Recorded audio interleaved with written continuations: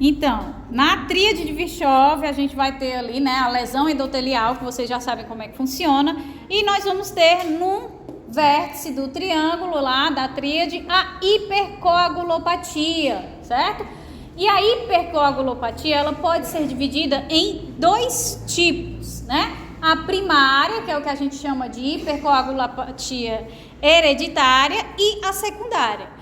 Então, só recordando, para refrescar o que a gente acabou de ver, é quando a gente tem o desbalanço, né, dos fatores coagulativos e anticoagulantes. Então, na hipercoagulabilidade primária, certo? Que também pode ser chamada, né, seja a primária ou a secundária, de trombofilia, a gente pode dividir ela em duas causas. Essa primária é quando o indivíduo, o paciente, ele nasce geneticamente predisposto à trombose ou ele possui uma alteração do equilíbrio das proteínas da cascata de coagulação. Ou seja, uma deficiência da proteína C, da proteína S, que é requerida para ativar a proteína C, da antitrombina, do plasminogênio, que vai ser ativado a plasmina, ou seja, ele não degrada. Se eu não tenho plasminogênio, eu não tenho plasmina ou não tenho fibrinólise, o coágulo permanece, ele não é degradado, né? Ou por mutações nos fatores, que perde a funcionalidade quando ele é decodificado na proteína, certo? Ou superprodução de fatores de coagulação, também por defeitos genéticos, a gente tem uma superexpressão desses genes, então é o que a gente viu, se a gente tem um aumento da concentração dos anticoagulantes, a gente vai ter uma tendência maior à formação desses trombos. Defeitos morfológicos nas plaquetas. Então, esses defeitos morfológicos, além de alterar lá, né, a formação do tampão plaquetário, a gente também tem a alteração do quê? Das proteínas que desencadeiam todo o processo lá da ativação, certo? Portanto, para realizar uma cirurgia em um paciente que tenha uma hipercoagulopatia primária, né, hereditária, a gente tem que analisar muito bem os riscos e benefícios. Por quê? Porque a gente tem um risco elevado da ocorrência de trombose. Quando a gente tem uma cirurgia acontecendo, nós temos o rompimento de inúmeros vasos. Se eu tenho um rompimento de inúmeros vasos, eu estou causando lesão em inúmeros vasos. Então, desencadeia o processo de formação de coágulos nesses vasos. Se a pessoa tem esse desequilíbrio nas proteínas da cascata de coagulação, ela pode formar coágulos exacerbadamente. E aí a gente pode, inclusive, ter a ocorrência da coagulação intravascular disseminada. Então, quais são os fatores primários, né, genéticos, que a gente mais conhece, comuns, né? Mais de 1% da população. Mutação do fator 5, mutação da prototrombina, né? Se eu não tenho a prototrombina, meu Deus, tô fazendo uma fonoaudiologia, tá faltando. A gente não vai ter a trombina, meu Deus do céu, não vou mais falar. Níveis, e o pior que eu tava treinando com a minha pequena, né, porque ela não fala o R, né, aí eu, vamos lá, filha, e eu também não tô falando, pronto, peguei. É genético. Níveis elevados dos fatores 8, 9, 11 ou do fibrinogênio, que vai ser convertido lá na fibrina. Os raros, a gente tem deficiência de antitrombina, né, então é a queda já aí do anticoagulante, deficiência do C, deficiência do S, que são proteínas anticoagulantes. E muito raros, defeitos de fibrinólise, principalmente relacionados ali ao plasminogênio, certo? E a hipercoagulopatia secundária vai ser aquela que a gente chama de adquirida. Então, o paciente, em algum momento da vida, ele encontra-se num quadro de hipercoagulabilidade, desencadeado por algum outro fator. Por exemplo, as mulheres, né, que usam o contraceptivo hormonal, esses hormônios que estão contidos ali no comprimido anticoncepcional, aumenta no fígado a síntese de trombina e fibrinogênio. Ou seja, eu estou aumentando a concentração de trombina, eu estou aumentando a conversão de fibrinogênio em fibrina, aumenta a quantidade de fibras que podem formar o coágulo em si. A gravidez e o puerpério também pelas mesmas razões, picos hormonais, não só durante a gravidez, o puerpério também é uma loucura. Então vai apresentar esse pico hormonal que desencadeia lá no fígado a secreção dessas proteínas coagulantes. Politrauma, né? A gente tem um rompimento, tem várias lesões acontecendo nos vasos e aí vai ativar a cascata de coagulação de forma sistêmica, né? Não vai ser localizado. Como as lesões aconteceram em todo o organismo, essa cascata é ativada de forma sistêmica para impedir a perda de sangue nesse politrauma. E aí, quando a gente tem o desencadeamento sistêmico, vai haver a formação de vários trombos. Cirurgias também de longa duração, com a ruptura de muitos vasos, também pode ativar a cascata sistemicamente, certo? Então, o indivíduo, no caso, quando ele tem a predisposição genética, isso já pode acontecer naturalmente com ele, né? Quando ele é submetido a uma cirurgia. Outros indivíduos vão adquirir essa condição quando são submetidas a algumas dessas situações aqui, pelo aumento da concentração das proteínas da cascata de coagulação, seja por indução hormonal, seja por indução direta mesmo, devido às lesões que foram causadas. Então, nós temos aqui dos fatores que desencadeiam a hipercoagulopatia secundária. Agora pronto, vai aprender todas as palavras. Alto risco, né? Repouso, né? Imobilização prolongada no leito, que dificulta o retorno venoso.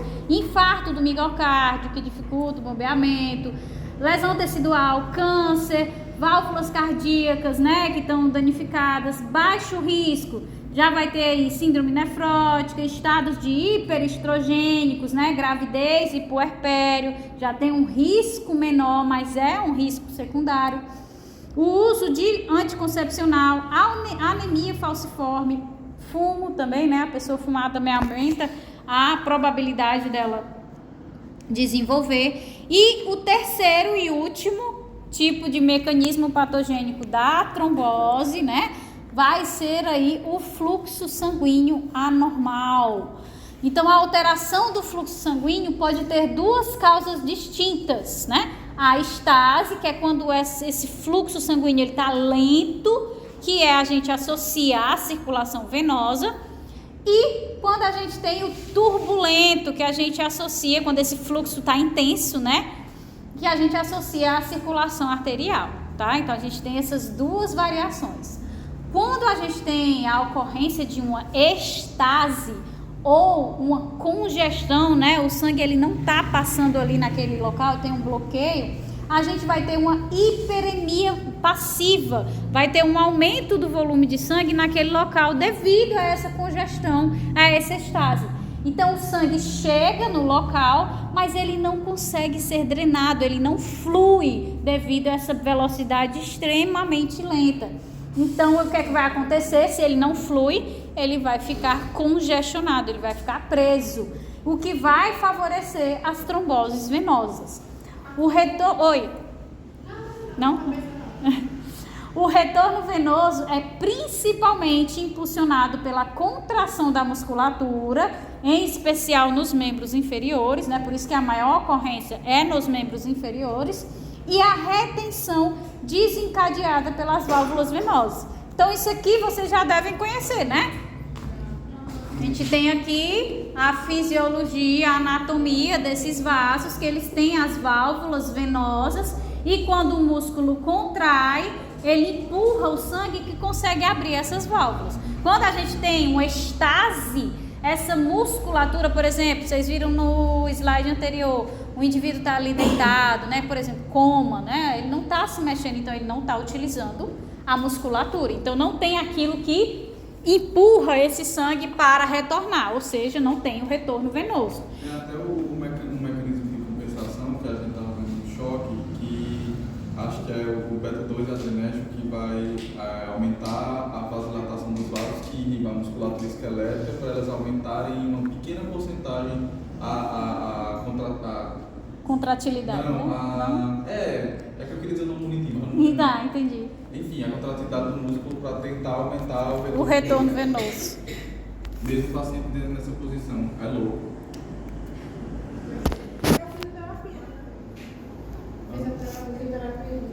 Não, assim, sim, tem a fisio. A fisio ajuda, uma drenagem e tudo. Entendeu? Que o corpo mesmo vai tentando abrir mão para fazer. O negócio das pacientes que faz mamoplastia, assim, tem que ficar fazendo drenagem linfática dos membros.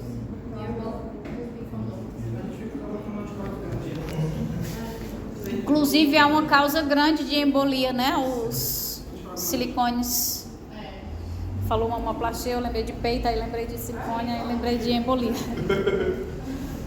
Tem muito caso quando a pessoa bota o silicone, aí acaba formando uma cápsulazinha em volta do componente. Esse componente, fragmentos, são liberados na corrente sanguínea e acaba entupindo. Então, é o que acontece aqui, né? Quando a gente tem uma estase, um problema nesse retorno venoso, a gente tem um fluxo sanguíneo normal acontecendo aqui, região lamelar, central. Quando chega aqui na válvula, a contração do músculo contribui à abertura dessa válvula e o sangue continua fluindo. Se a gente não tem a ação dessa contratilidade, né, acaba que esse sangue ele não flui corretamente, ele passa muito vagarosamente e começa a se depositar onde aqui, né? Nas válvulas. E esse depósito, vocês estão vendo que são células, são várias substâncias que acabam por formar esse trombo.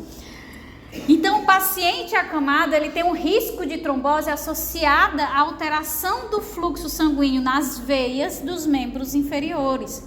Como não se locomove, isso vai impedir a contração muscular, ou seja, vai favorecer a estase, que deixa a área trombogênica. Por que essa área se torna trombogênica? Porque começa a formar um coágulo.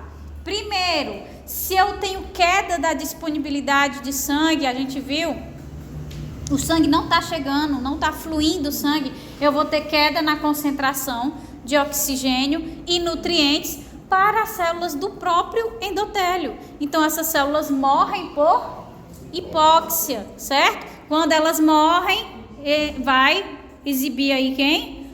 O subendotélio, exatamente. Além disso, vai ter um acúmulo das proteínas da cascata de coagulação. Esse sangue não está ficando depositado aqui, então as proteínas que fluem normalmente, elas estão se depositando, aumentando sua concentração. Se aumenta a concentração, favorece mais a ocorrência da formação dos trombos. E por fim, a gente tem a marginação das células do sangue. Eles não estão se depositando aqui porque essa velocidade é tão baixa que ele não consegue fluir, então ele acaba marginando e se depositando, favorecendo a ocorrência dos trombos. Por quê? Porque esse depósito dessas células, ele acaba também por lesar o endotélio, expondo o subendotélio, tá? Então, isso vai favorecer formar um trombo venoso, que é o que a gente conhece por trombose venosa profunda. Esse profunda está associado aos membros inferiores, que é a maior frequência da ocorrência da trombose venosa, tá? Ai, professora, pode acontecer trombose venosa no braço?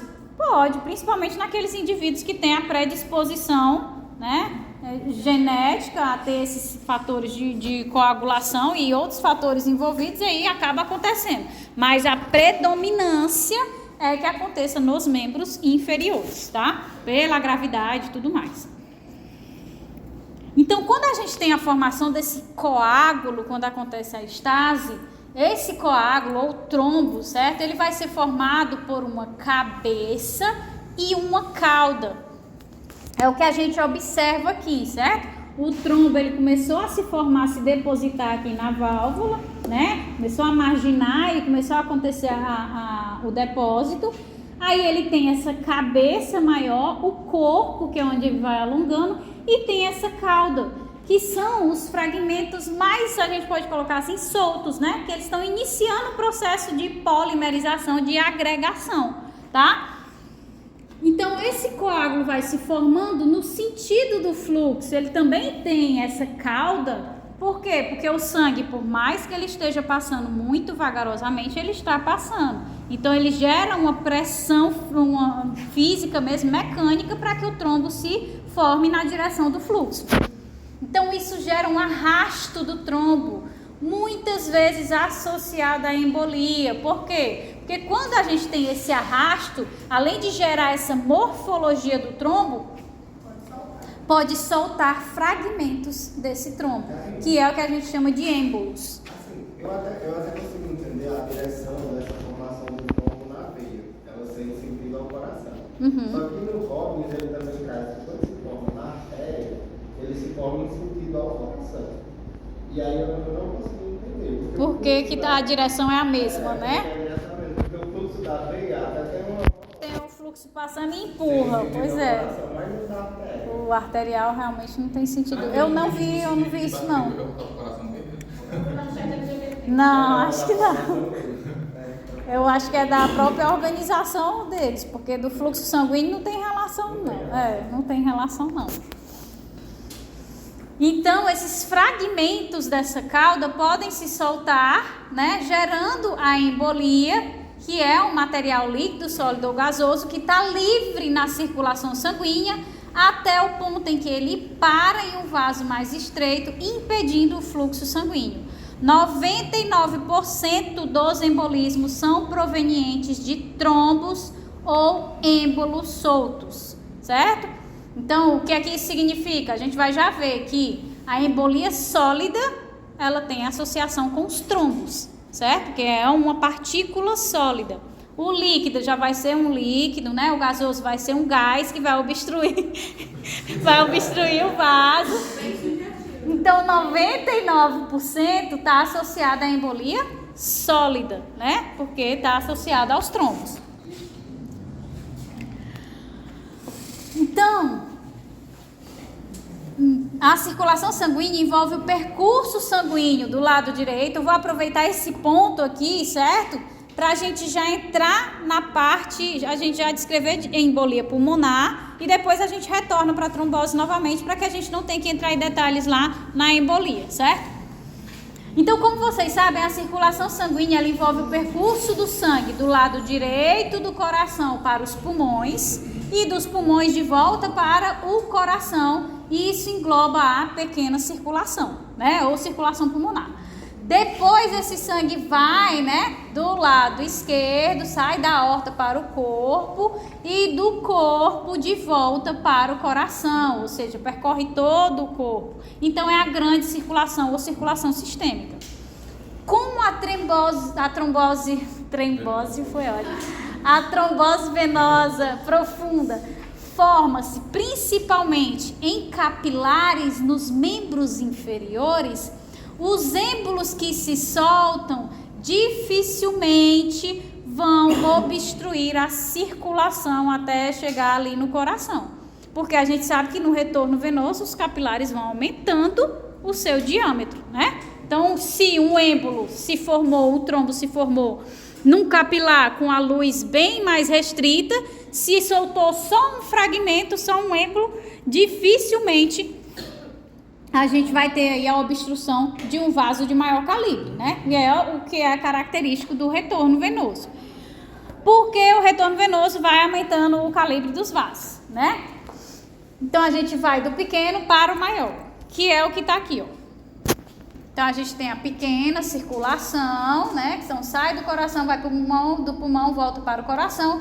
E na grande circulação é que sai do coração, vai para todo o corpo e volta. Observem. Se está sendo formado aqui nos membros inferiores, nesses capilares de calibre extremamente pequeno, está sendo formado um trombo ali e sai um fragmento, um êmbolo para a corrente sanguínea, essa corrente sanguínea que está representada aqui na figura vai aumentando o calibre dos vasos, então ele não vai obstruir esses vasos. Então ele chega no coração e o problema é quando ele sai do coração para ser reoxigenado lá nos pulmões, tá? Então, o problema ocorre justamente quando esses fragmentos são enviados para o pulmão e quando chegam nos vasos pulmonares, obviamente, dependendo do tamanho e da quantidade, a gente pode ter uma pequena área isquêmica que vai causar lesão endotelial, parenquimal, com consequente necrose do tecido. Então, se, por exemplo, eu tenho um trombo muito grande, que é difícil, uma vez que ele está vindo ali dos membros inferiores de capilares com calibre menor. Então, se eu tenho esse trombo muito grande, eu posso obstruir ali um bronquíolo, né? Que já faz um bronquíolo não, um vaso que já faz a irrigação de uma parte da árvore brônquica maior, certo? Então eu vou ter uma área mais afetada, vou ter uma isquemia de uma área maior. Agora, se eu pego pequenos fragmentos que vão preencher apenas alguns capilares, então eu vou também ter uma área afetada menor. Da mesma forma que a quantidade, eu tenho só um êmbolozinho indo lá, vai afetar? Vai afetar, mas pouquinho, né? Agora, se eu tenho centenas, fragmentou vários pedaços daquele trombo, e aí afeta várias regiões, apesar de não estarem indo para o mesmo capilar, muitas regiões foram afetadas. Então isso vai causar a perda da funcionalidade naquele ponto que está em isquemia, né? Que não está recebendo a circulação sanguínea, e aí a gente tem a perda funcional nessa região. Então, por isso que eu coloco que depende do tamanho e da quantidade, tá? Então, isso é chamado de tromboembolismo pulmonar ou TEP, né? Então, pessoas que fumam, né? Elas têm uma probabilidade maior da ocorrência disso. Por quê? Porque quando a gente tem uma lesão aqui no tecido endotelial, se o indivíduo ele estiver tranquilo, for saudável, existe a probabilidade do organismo reparar. Chegou lá o trombo, teve a lesão endotelial? Teve, mas o organismo conseguiu reparar. O fumante, as células parenquimáticas do pulmão dele já estão assim no nível que não estão mais aguentando. Então, quando elas são lesionadas, quando elas são eliminadas, dificilmente haverá o reparo. Então, os fumantes, quando eles têm o tromboembolismo pulmonar, eles têm uma gravidade maior no processo. Assim como as pessoas que usam hormônios também são mais predispostas à lesão endotelial, porque também o uso hormonal também acaba acarretando uma alteração da morfologia dessas células que se tornam mais suscetíveis, mais sensíveis à lesão, tá? Então, além disso, esse sangue, ele não vai retornar ao coração, porque não está bloqueado só para entrar dentro do pulmão, não. Está bloqueado também para sair, certo? Então, o sangue não retorna ao coração para ser enviado ao corpo na grande circulação. Então, isso vai causar o quê? Que a gente viu na aula passada? A hipoperfusão. Eu não tenho sangue para ir para o coração, para ele bombear. Então, nem tem no coração, nem tem chegando no restante do corpo. Então, essa hipoperfusão sistêmica, pela falha ali do sistema cardiovascular, que ele aumenta, né? A frequência e tudo mais, é o que a gente viu do choque cardiogênico, tá? Então, o tromboembolismo pulmonar pode culminar no choque cardiogênico, certo? Compreenderam? Aqui vocês estão observando, eu esqueci qual é o... cadê, meu Deus? É a artéria pulmonar, nas ramificações da artéria pulmonar. Eu me lembro que tinha um AP... É isso mesmo, é uma artéria pulmonar. Aí vocês veem aqui, um trombo. Se esse trombo é avermelhado, ele é um trombo recente, né? E gigantesco, né? Isso é mais importante. Então. Porque se a pessoa tiver com um trombo meio esbranquiçado, já parece que já é antigo, pois é. Então, aqui na artéria pulmonar, a pessoa teve, provavelmente, isso aqui é o quê? Uma pessoa passou por uma cirurgia, né? Aí desencadeou isso, que acontece muito, é por isso que é tão arriscado você fazer uma cirurgia. Por isso, quando as pessoas dizem tenha um parto normal, que é menos perigoso do que você ter uma cesárea, porque na cesárea se corta 7 camadas e aí inúmeros vasos e tem um risco muito grande, é uma predisposição muito grande a ter complicações.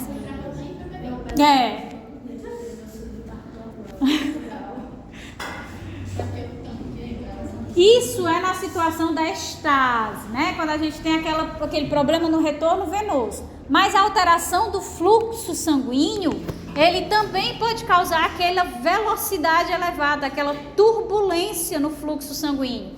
Então, quando a gente tem esse fluxo sanguíneo turbulento, a trombose arterial é favorecida. Por quê? Porque essa turbulência acaba tirando as células do fluxo central, também do fluxo lamelar, marginalizando-as, o que causa o choque com o endotélio, ou seja, vai causar a lesão mecânica no endotélio. Existem 3 principais alterações vasculares que levam à turbulência no fluxo sanguíneo. Uma delas é a bifurcação arterial, como a gente tem nas ilíacas, né? Então, imagina que o sangue vem ali no fluxo e do nada tem uma bifurcação. Então, isso causa uma turbulência e ele pode se chocar contra o endotélio dos vasos e aí causar a lesão mecânica nesses vasos. O segundo, né, a segunda alteração vascular que causa essa turbulência é o aneurisma, certo? Como é... Oi? No caso, essa primeira alteração, ela é fisiológica, o corpo ainda consegue. Isso, a gente tem várias, da anatomia, a gente tem várias ramificações.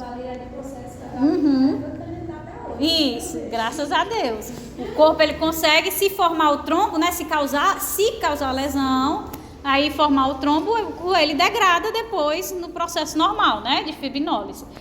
Então, o aneurisma é a segunda alteração vascular que causa essa turbulência. Como? Através da alteração vascular que enfraquece a camada muscular lisa e pode ser desencadeada por fatores genéticos, pela hipertensão, por aterosclerose, que é a terceira razão que a gente vai ver. Então, a hipertensão, uma pressão muito elevada dentro daquele vaso, acaba ali danificando a musculatura lisa. Ela vai, à medida que ela vai levando a porrada, né, daquela pressão elevada, ela vai ficando fininha, sem servir muito bem. Isso vai causando um abaulamento. Se algum de vocês tiver uma hérnia de disco, né, quando você faz o exame, o abaulamento, ele determina não só hérnia de disco, mas é essa formação dessa bolha. Então, favorece a formação desse abaulamento do vaso. Assim, o sangue vem num fluxo e, de repente, ele está vindo num fluxo assim, aí, de repente, ele chega a ter um fluxo, um orifício, né, um calibre maior pela formação da bolha. Então, de pequenininho, ele vem para um espaço assim. Isso causa a turbulência que pode se chocar com o tecido endotelial e causar a lesão endotelial, certo? Que é o que está aqui, favorecendo a formação dos trombos. Então, aqui, ó. Lá vem o fluxo sanguíneo, aqui, ó. A gente tem um enfraquecimento da musculatura lisa nesse vaso, devido aos inúmeros fatores que eu mencionei. Então, o sangue vem nesse fluxo, quando ele chega aqui, tem um espaço muito maior. Então, isso gera uma turbulência, ele acaba se chocando com as células do endotélio, gerando a lesão endotelial. Quando a gente tem a lesão endotelial, inicia o processo de formação do trombo, né? A gente está aqui, ó. Ativação, formação do tampão plaquetário, depois a formação do coágulo com as fibras e inicia a deposição de células e fragmentos juntamente formando esse trombo. Essa imagem aqui é a formação de trombos devido ao aneurisma, que iniciou por uma causa aterosclerótica. Então, o que foi que aconteceu? Um processo inflamatório, né, foi agredindo aquele endotélio e as camadas abaixo do endotélio também, como a musculatura lisa, foi enfraquecendo essa musculatura lisa. Então, a gente foi tendo a deposição que a gente vai já ver, né, da aterosclerose. A deposição que gerou um edema, certo? Esse edema é que faz com que a gente tenha o enfraquecimento da musculatura lisa, que começa a ser como se fosse esticada, formando esse abaulamento. E aí, nesse abaulamento, a gente tem a formação do processo de trombose, porque as camadas celulares estão todas lesionadas. Esse trombo que está mostrando aqui em azul, que está esbranquiçado, com essa característica aqui como se fosse fibrosa, justamente as fibras de Zen, que são características de trombos antigos, que são esbranquiçados, friáveis. Você vê que é como se eles fossem de fato, não é que parece um biscoitinho, né? A gente consegue assim esfarelar, né? Enquanto tem outro aqui, ó, trombo recente. Esse coitado aqui tá praticamente morto, né? Porque tá tudo entupido. Então esse trombo vermelho já vai ser um trombo recente. E todos desencadeados pelo processo de abaulamento que aconteceu aqui nesse vaso sanguíneo. Então iniciou com a lesão, né? Aqui, aí foi degradando a funcionalidade dessa musculatura lisa, foi gerando o abaulamento que teve a formação dos trombos. O que foi que causou a degradação da musculatura lisa e das demais camadas celulares? A aterosclerose, tá? Por fim, a última alteração vascular que causa né, esse fluxo sanguíneo anormal, especificamente a turbulência, é a aterosclerose. E ela vai ser causada por inúmeros fatores, certo? Onde o endotélio é constantemente agredido, o que faz com que as células mudem para morfologia globosa. Isso vai aumentar a permeabilidade dos vasos às células inflamatórias, a lipídios. O que foi que a gente viu na aula anterior do edema? Quando nós temos um transsudato mais fluido, né, mais líquido, é que não tem muitos componentes complexos, é mais água, né, o plasma e tudo mais. Quando a gente tem um exsudato, é que a gente vai ter células e macromoléculas mais complexas. Esse aqui é caracterizado como exsudato, porque nós vamos ter células inflamatórias e lipídios. Então, o que é que acontece? Esse tecido constantemente sendo agredido, né, ele não tem que fazer alguma coisa para mudar, para não ser tão agredido pelo que esse indivíduo está me submetendo. Uma dieta rica em gordura, fumo, né? Então, as células do endotélio que a gente conhece, elas são mais achatadinhas, né? E ele passa a ter essa estrutura globosa. Quando isso acontece, acaba, por consequência, afastando essas células. Quando a gente tem células do endotélio afastadas, a gente tem o aumento da diapedese, né? Então, vai passando as células do sangue para o espaço subendotelial e a musculatura lisa. Então, isso vai acarretar num problema de inflamação crônica. A gente vai ter depósito de fibrose nesse processo e vai formar como se fosse mesmo um ateroma, aquele caroço mesmo, certo? E isso vai ser proveniente de quê? Justamente do edema. Quando a gente tem essa diapedese, essa passagem de células de sangue para essa região entre o subendotélio e a musculatura lisa, forma-se esse edema vai empurrar o endotélio, reduzindo a luz do vaso, certo? Quando o fluxo sanguíneo vem e encontra esse caroço, né, esse ateroma, interferindo ali na luz do vaso, ele vem no fluxo, diminui o espaço, causa turbulência, ele pode marginar, se chocar com as células endoteliais, gerando lesão endotelial. Isso vai desencadear na formação de um trombo. No caso da aterosclerose, lembra que a gente viu lá no caso da estase, que quando começa a depositar, eles vão se acumulando juntos ali na válvula? Da mesma forma que, como tem esse caroço, esse ateroma, as células do processo de trombose, da formação do coágulo, vão, na maioria das vezes, quando a causa é a aterosclerose, se depositando junto ao ateroma, junto ao coágulo. Então, eles ficam ali aderidos. Então, vai, de fato, aumentar aquele espaço que está sendo ocupado, ou seja, vai reduzir mais ainda a luz, podendo chegar até, né, ao bloqueio do vaso, consequentemente, isquemia. Então, na trombose arterial turbulenta, os trombos gerados por qualquer um dessas três alterações vasculares também podem acabar soltando os fragmentos, os êmbolos.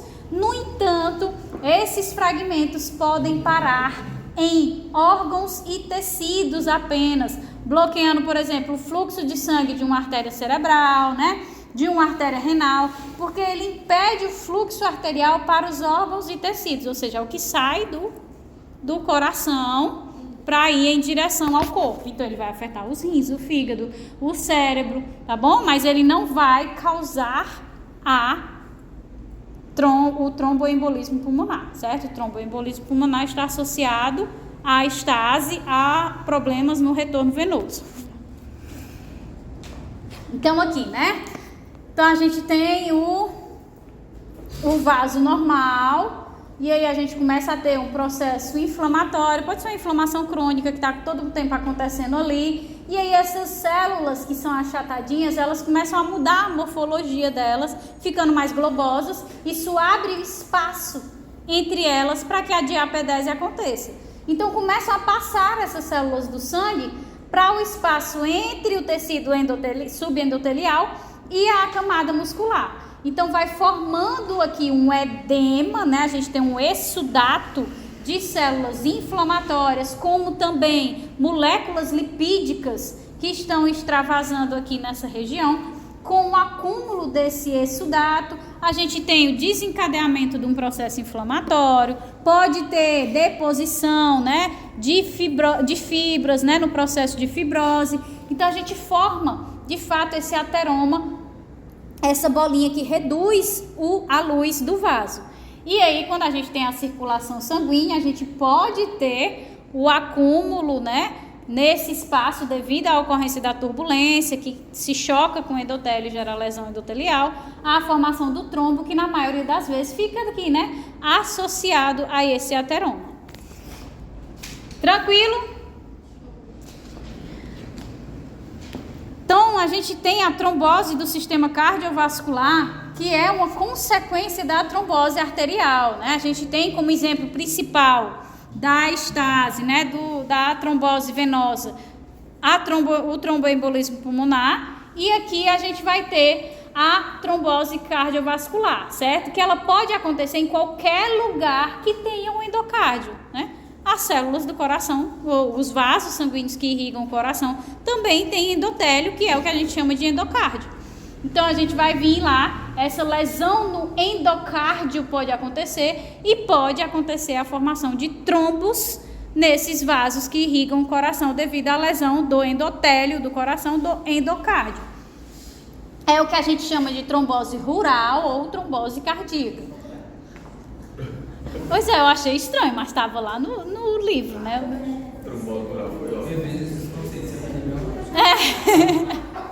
Vai ver a incidência maior, né, nas áreas rurais, não sei.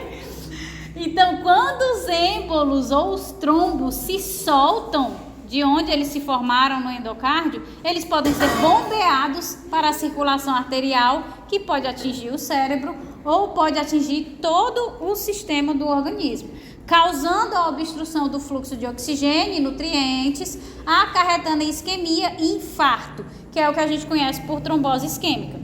Então, saiu o fragmento que foi gerado, o trombo que foi gerado lá no coração, ou o trombo ou o êmbolo, entrou na grande circulação e foi lá para os rins ou foi para o fígado e gerou uma isquemia nesses órgãos que acarreta no infarto desses órgãos, certo? Então, aqui é o exemplo, né, dessa trombose cerebral, que é quando a gente tem esse coágulo de sangue migrando, ó, o vaso, o calibre do vaso cerebral, ele está normal, né? O que vem são os fragmentos, os êmbolos a partir do coração que vão entupir esse vaso, causar ali a isquemia, um acidente vascular nessa região.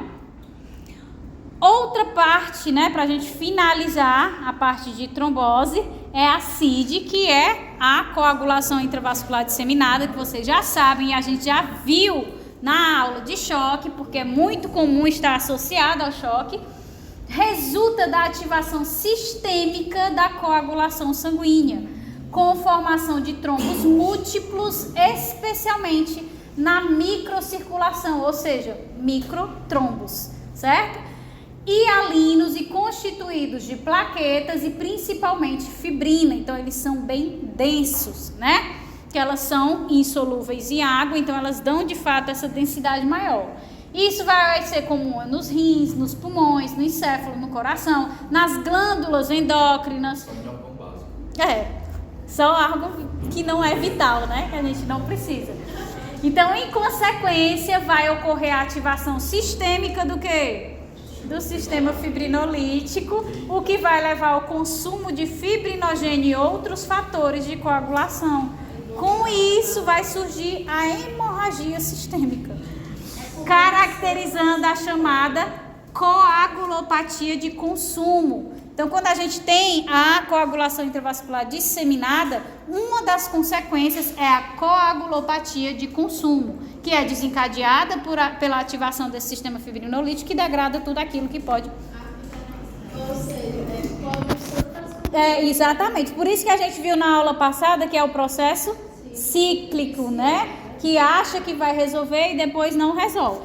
Então, a CID tem, portanto, uma fase trombótica, que é aquela em que a gente tem um alto teor de fibrinogênio, um alto teor de plaquetas. A gente tem também o dedímero, que é proveniente da degradação da fibrina, certo? Então, quando a gente quer analisar se o indivíduo tem suspeita, né, de estar ali numa situação trombótica, pedir a detecção do fibrinogênio, das plaquetas, do dedímero, ajuda nesse diagnóstico. Então, ele tem a fase trombótica e tem uma fase hemorrágica, que podem estar ocorrendo simultaneamente. Então, regiões do corpo podem estar recebendo os êmbolos, né, os fragmentos, e tendo regiões isquêmicas, sem receber a circulação sanguínea, enquanto outras que estão com o sistema fibrinolítico ativado lá em cima, podem estar tendo a hemorragia. Então, a gente tem esse ciclo acontecendo no processo da coagulação intravascular disseminada. Ok? Então, vamos entrar... Não, vamos lá. Então, só para mostrar essa figura final, né, que está lá no capítulo 12, né? Porque a CID, ela está bem resumidazinha, então ela está mais detalhada lá no capítulo 12. Então, é quando a gente tem uma destruição tecidual maciça, por exemplo, um politrauma, né, um acidente, quando a gente tem a sepse, quando a gente tem injúria endotelial extensa. Então, quando a gente tem tudo isso, né, isso vai causar lesão endotelial. Quando a gente tem uma lesão endotelial, o que é liberado? O fator tecidual é quem ativa a cascata de coagulação, certo? Então, isso vai gerar uma disseminação de trombose microvascular, porque foram rompimentos em vários locais nessas situações, e aí vamos ter a formação de vários microtrombos que acabam aí por atingir todas as regiões do corpo. Consequentemente, o corpo, percebendo isso, ele vai ativar o sistema fibrinolítico, que vai acarretar aí nas hemorragias, porque ele está consumindo o fibrinogênio e os fatores de coagulação. Então, vai alternar a trombose com a hemorragia. Então, forma o trombo, derrama o sangue. Forma o trombo, derrama o sangue. Pode acontecer ao mesmo tempo? Pode acontecer os dois fatores ao mesmo tempo em regiões diferentes do organismo. Agora, vamos lá. Vamos iniciar a embolia, que tem 2 slides de cada. Então, a embolia é uma alteração circulatória e, de acordo com a etiologia, êmbola significa tampão ou interrupção, certo? Então, a embolia, ela se caracteriza como a presença de qualquer elemento estranho na corrente circulatória que cause a obstrução do fluxo sanguíneo.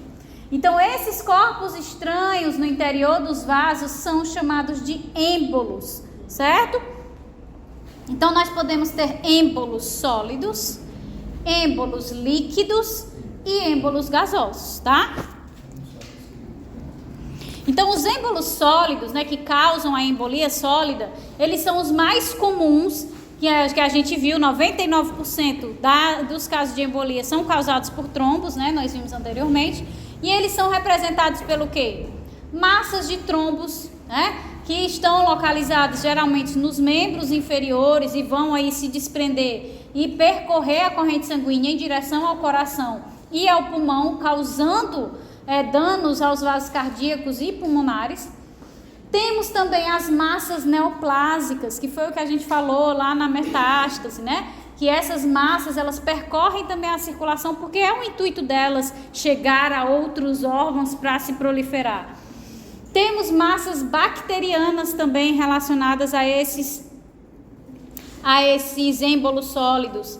Temos as larvas e os ovos de parasitas também. E como eu falei para vocês anteriormente, o silicone. Muitas vezes quando a pessoa coloca o silicone, os fragmentos do polímero que formam o silicone, eles são liberados, pequenos fragmentos. E aí, como eles são corpos estranhos, eles são recobertos, né? São como se fosse o processo de encistamento, mas não é um encistamento, tá? É só para deixar mais claro. E aí ele percorre a corrente sanguínea e pode causar obstrução de algum vaso, tá? Então nós temos aqueles êmbolos que são provenientes de câmaras cardíacas das câmaras cardíacas esquerda, né? Seja do átrio do ventrículo, ou de artérias. Então esses êmbolos, eles vão obstruir vasos em qualquer território e causam isquemia de gravidade variada, sobretudo em órgãos com circulação terminal. Enquanto aqueles que são provenientes das câmaras cardíacas direita, não é essa aqui sem querer, ou de veias da grande circulação, provocam obstrução das artérias pulmonares ou de seus ramos, que vai causar aí o tromboembolismo pulmonar, tá? Então, quando sai, é o que a gente já tinha visto, né? Quando sai do lado esquerdo, que é a grande circulação, esse trombo vai atingir, né, todas as regiões do corpo que serão irrigadas. Enquanto quando sai do lado direito, que vai para o pulmão, vai atingir o pulmão, causando a embolia pulmonar, certo? Então, é o que a gente vê aqui, né? Então, a gente viu a formação desse trombo devido ao retorno venoso o retorno venoso não eficiente, né? Então a gente tem a formação desse trombo e aqui a gente tem, ó, um êmbolo, um fragmento que se solta, certo? Esse êmbolo entra na corrente sanguínea e ele não vai causar bloqueio, interrupção em nenhum outro ponto aqui. Por quê? Porque o calibre ele está aumentando. Então ele chega ali no coração e do coração, no lado direito, ele vai ser mandado para o pulmão. E aí no pulmão ele vai poder fazer o estrago. Dependendo do quê? Do tamanho e da quantidade. Perfeito. Então aqui a gente tem, ó, a artéria pulmonar, né? Então ali não era artéria pulmonar, o AP era daqui. Eu não sei qual, mas eu acho que era também a mesma. Mas era aquela imagem do Hobbit. Aí aqui a gente tem, ó, o trombo na artéria, nas duas ramificações da artéria pulmonar, né? Esse aqui a gente vê que ainda tem uma luzinha, né? Uma coisinha de nada, mas esse aqui está completamente obstruído, né?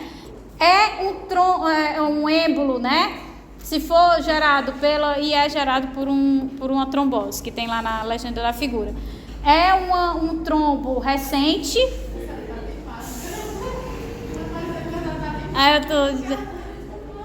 É para iluminar meu sorriso. É muito engraçado quando a senhora bota imagem que fica pequena e a senhora bota a mão, parece tatuagem. Aí a gente fica olhando. Nunca tive coragem de fazer tatuagem. Deixa eu botar aqui para ver. Esse aí é um presente.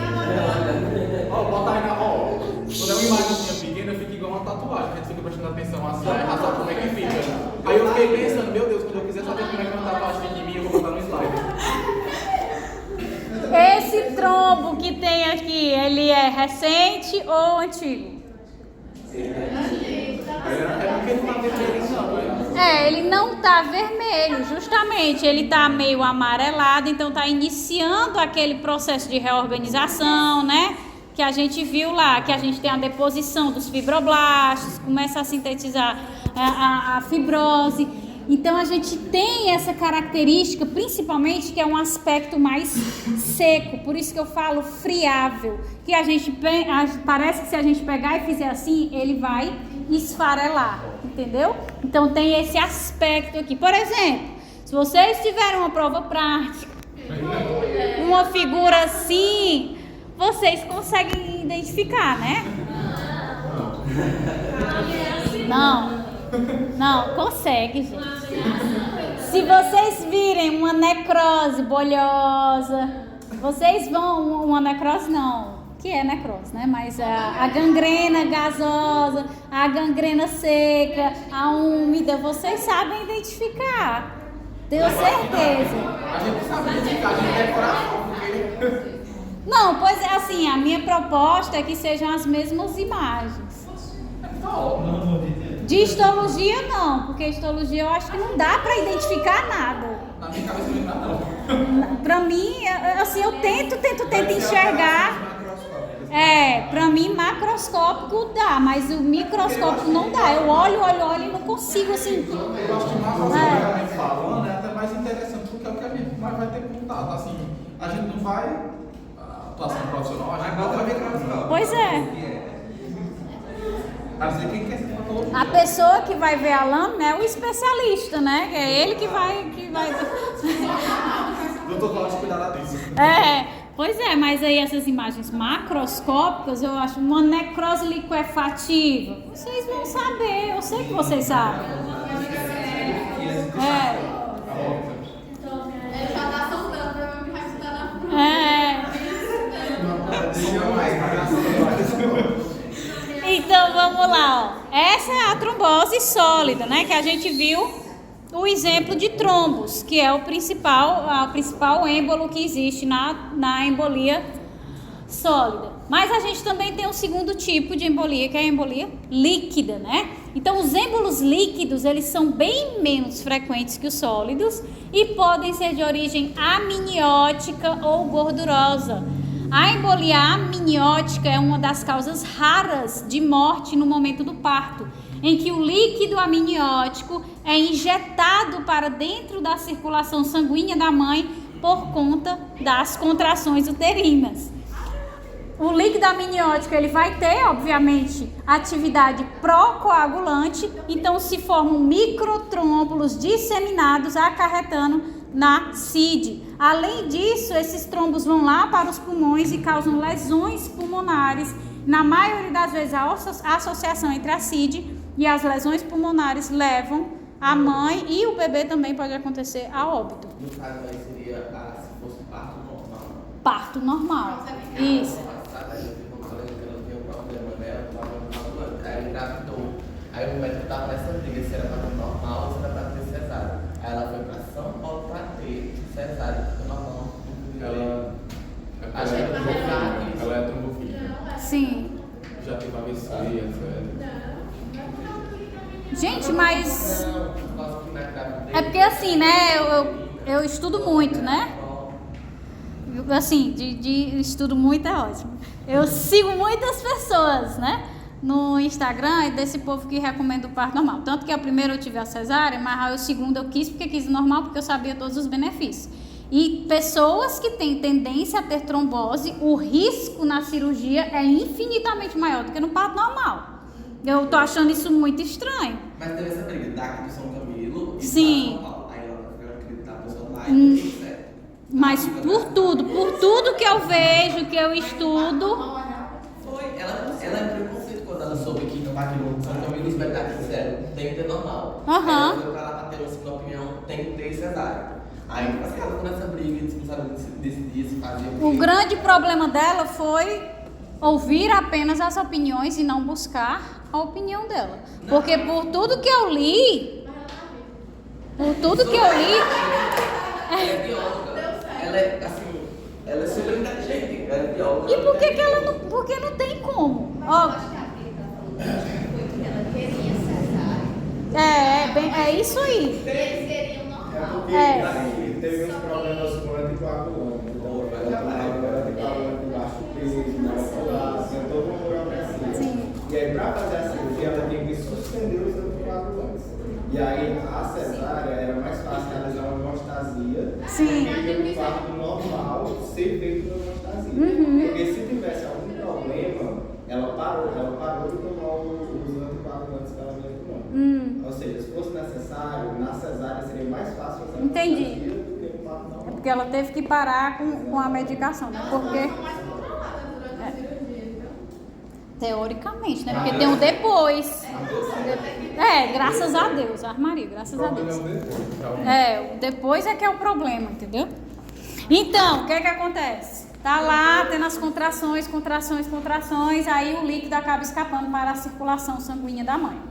Ele pode, né, devido a ser um líquido altamente procoagulante, formar esses microtrombos que vão aí se perpetuar por toda a circulação sanguínea da mãe, que pode inclusive retornar para o feto que ainda está, né, no processo de dilatação, no processo expulsivo, ainda não saiu, ainda está conectado, e ele pode acabar recebendo esses microtrombos também. Então chega lá os microtrombos no pulmão da mãe, causa a embolia pulmonar, chega no POB do bebezinho, também vai causar tanto a embolia como problemas principalmente cardíacos e a maioria das vezes cerebrais, né, os danos, mesmo depois que tem que ser, é o que está dito aqui, né? Quando isso acontece, tem que ter a mobilização muito rápida para que os danos cerebrais da isquemia, né, da falta da chegada do sangue, não sejam fatais para esse bebê. Então, causa a morte tanto da mãe como do bebê devido a essa embolia líquida pelo líquido amniótico. O segundo tipo, né, que é o que a gente está vendo, é a embolia gordurosa, certo?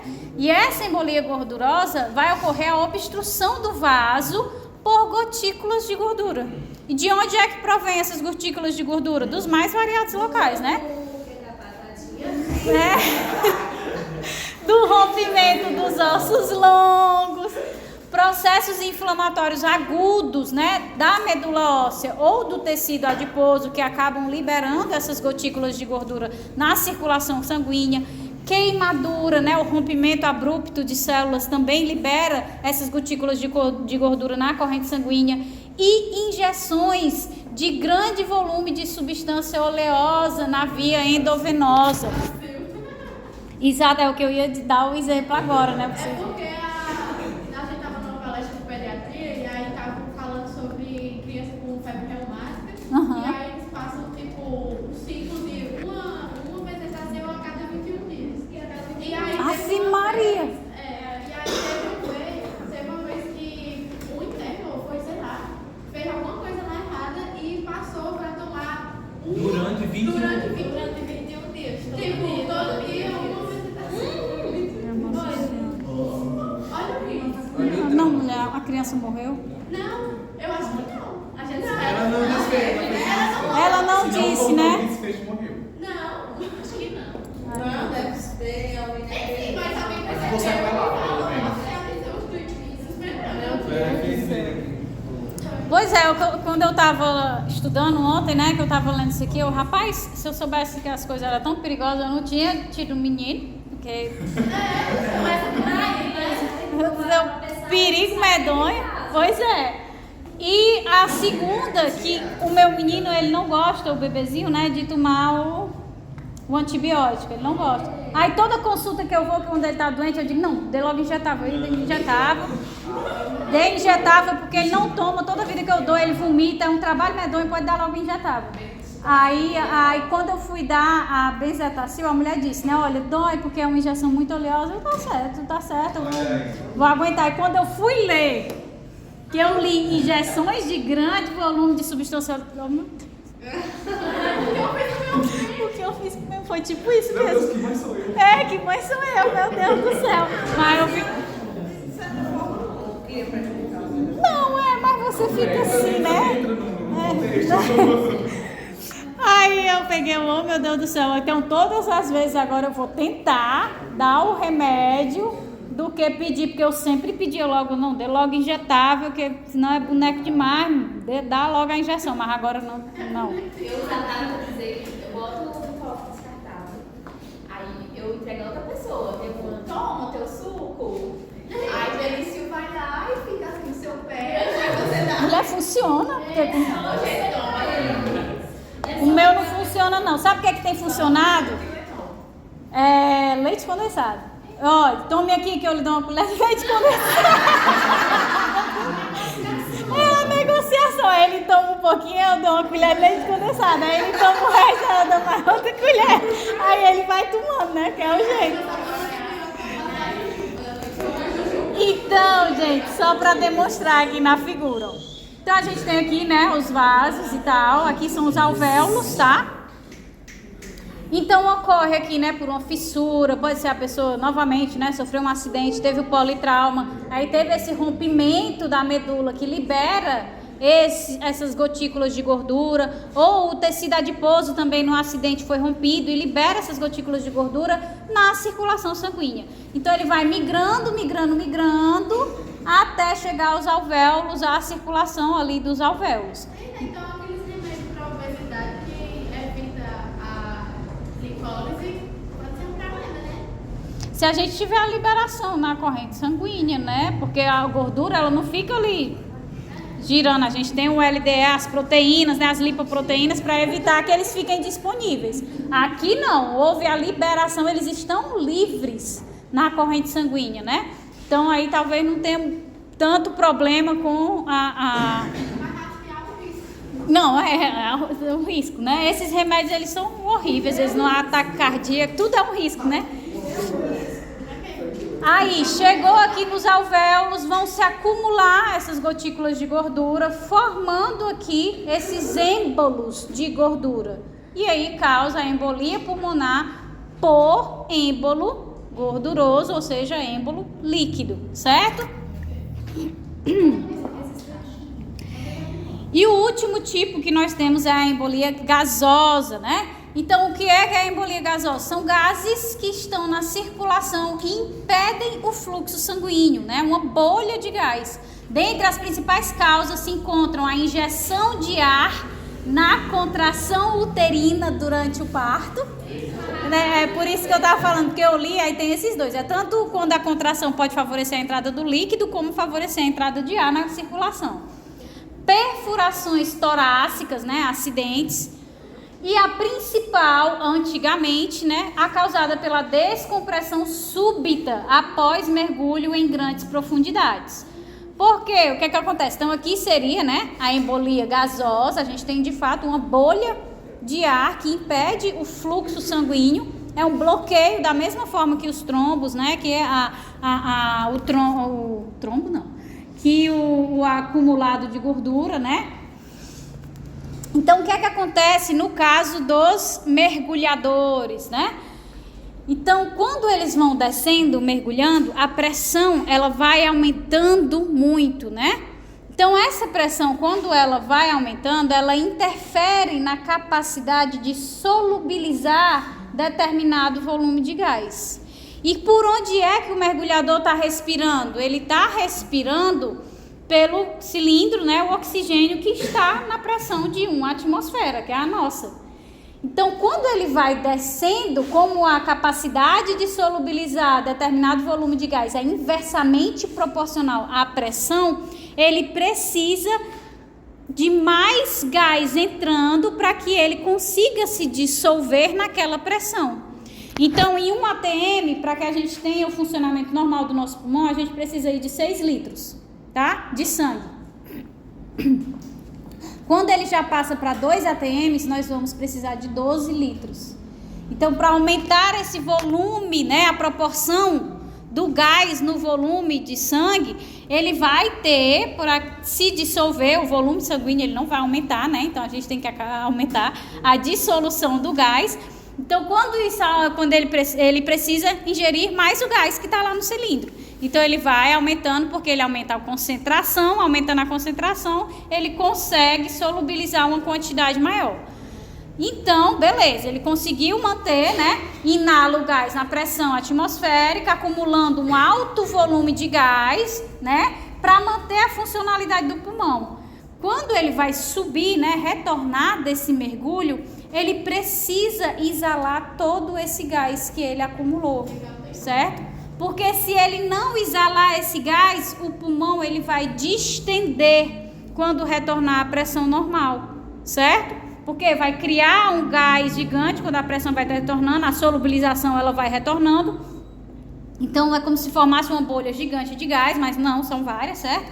Então o pulmão distende e aí nós podemos ter a ruptura alveolar. Quando a gente tem a ruptura alveolar, vai liberar um alto volume de gás no sangue. Então, esse gás vai entrar na corrente sanguínea, certo? E aí vai migrar, causando aqui a embolia gasosa devido à presença desse gás em alta quantidade. Então, o que é que o indivíduo tem que fazer? Oi? Os mergulhadores, quando eles não retornam, eles não retornam reto, né? Eles têm que retornar para se retornar. Exatamente, fazendo zigue-zague, por quê? Que é para ir lentamente exalando todo o gás que eles absorveram. Então, eles vão subindo bem devagar, né? Tem que dar uma parada. Aí vai subindo devagar, para quê? Para que não haja a distensão do pulmão, ou seja, a ruptura desses alvéolos, certo? Quando a pessoa é mergulhadora, né, e ela sobe, ela começa, né, desmaia ou ter confusão, a gente já desconfia que houve, né? Exatamente, a síndrome da descompressão, porque ele deve ter subido muito rápido, inexperiência, né? O medo, a pessoa tem, de repente quer mergulhar, mas aí tem um pânico e aí só quer subir de uma vez e aí tem esse problema. Aí tem que ser inserido o quê? Na câmara de descompressão, né? Para conseguir aliviar esses sintomas. Algumas pessoas, quanto mais rápido for feito, né, esse processo de tratamento, podemos dizer assim, menores os danos. Alguns não, já vão ter as sequelas, porque vai ter vários pontos em que houve a isquemia devido à embolia gasosa, certo? Então, vários pontos podem ter ficado sem receber a circulação do sangue. Ok? Aqui, ó, que não tá aqui nos meus slides, porque não dá para colocar animação, é o que tem lá no livro da embolia gasosa disseminada, que aqui é um bebezinho, né? Que foi, inclusive, o que aconteceu com o ator Paulo Gustavo, né? Quando ele estava com a Covid, ele precisou daquela circulação extracorpórea para ajudar, porque o organismo dele não estava mais funcionando. Então, é por isso que ela deve ser usada só em último caso, por uma equipe muito especializada. Porque, infelizmente, na situação do uso da circulação extracorpórea para oxigenar o sangue, pode haver, por conta que ela trabalha, uma máquina que trabalha em altas pressões, a dissolução de uma quantidade muito grande de gás. E aí, formar esses êmbolos, né, gasosos que vão obstruir as artérias. Aqui na autópsia desse bebezinho, você vê aqui, né, as bolhas. O sangue dele estava cheio de bolhas e aí associaram a morte justamente ao fato de que ele estava em circulação extracorpórea e essa máquina acaba acarretando nisso. No caso, então eu estava pensando errado, porque, por exemplo, na minha cabeça, solubilizar seria o gás se dissolver ali no sangue, mas nesse caso vai formar mais bolhas, a medida que ele solubiliza. Não. Porque quando sobe, aí eu não entendi, porque é que quando sobe, porque a pressão diminuiu e a dissolução. Isso, é porque a pressão vai interferir na solubilidade, entendeu? Aí se diminui a solubilidade, aumenta a tendência, não era essa bolinha se dissolver no sangue, não? Quando a pressão vai... Quando a pressão está maior, é como se o oxigênio ficasse líquido no sangue. Não, é o inversamente proporcional, Na né? pressão maior, a solubilidade disso é menor, então é como se o gás ele não ganha a pressão maior. Que é no caso do milhão de gases. Ó, deixa eu explicar. Quando a pressão aumenta, quando a pressão aumenta, a solubilidade desse oxigênio, ela diminui, ele forma gás, entendeu? Então ele precisa respirar mais oxigênio para conseguir solubilizar a quantidade ideal. Por quê? Porque aquilo que era para estar disponível no pulmão não está, porque está na forma de bolha, de gás, entendeu?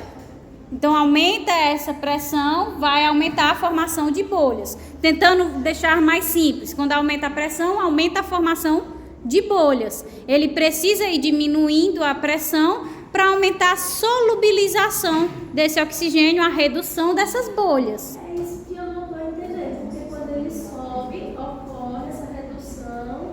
Ele solubiliza, né? Mas aí Tá fazendo temporada. Ainda soltou vez? E isso, se subir de uma vez. Se ele subir devagar, dá tempo de solubilizar o oxigênio, entendeu? E aí não causa os danos, que é as bolhas que causam os danos. Só lembrar uma botijão de gás, tá sob pressão ali, se sai muito rápido, fica em forma de gás. Dentro do botijão, tá ali? Se a gente abrir de uma vez, quando a gente liga o fogo, ele sai em forma de gás. Isso é aquele gás não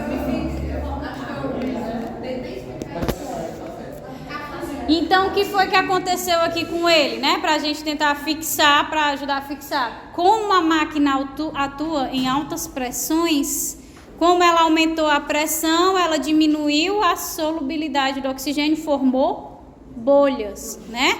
Então, essas bolhas foram aí disseminadas, né? É a mesma coisa da CID, é a mesma coisa que a embolia disseminada. Então, essas bolhas foram disseminadas por todo ele, porque o gás que foi feito, a circulação extracorpórea, foi feita sobre alta pressão, entendeu?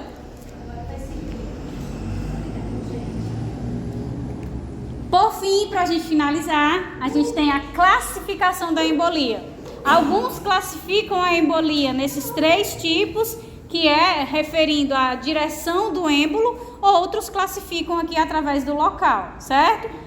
Então, a gente tem, por exemplo, né, se for classificação local, a embolia pulmonar, que vai obstruir as artérias do pulmão, a embolia cerebral, que vai formar um coágulo no sistema sanguíneo, que vai chegar até o cérebro, gerando o AVC. Então, vai depender do local a classificação. Embolia pulmonar, embolia cardíaca, embolia cerebral, embolia dos rins, certo?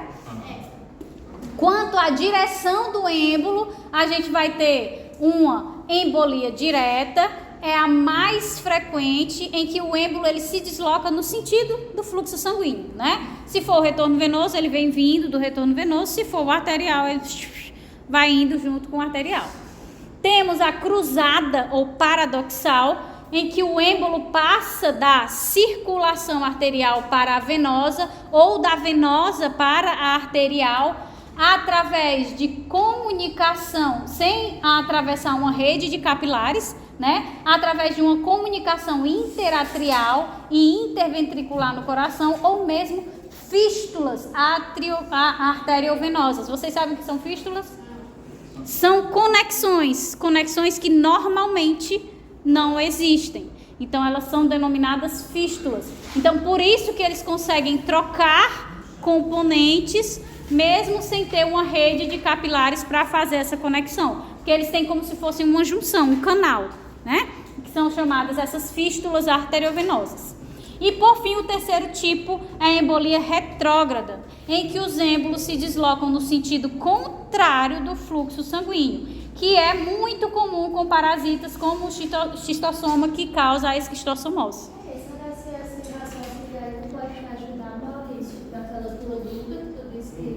Mesmo sendo no sentido das artérias, eram troços ali, por isso ele voltava no sentido. Tanto na artéria como na veia.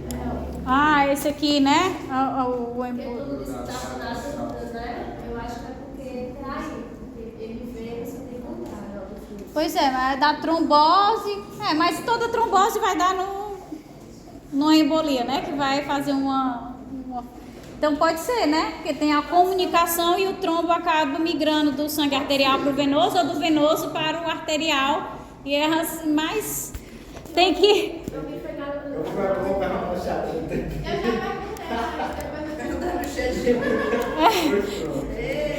Pronto, gente. Era isso que é alguma dúvida?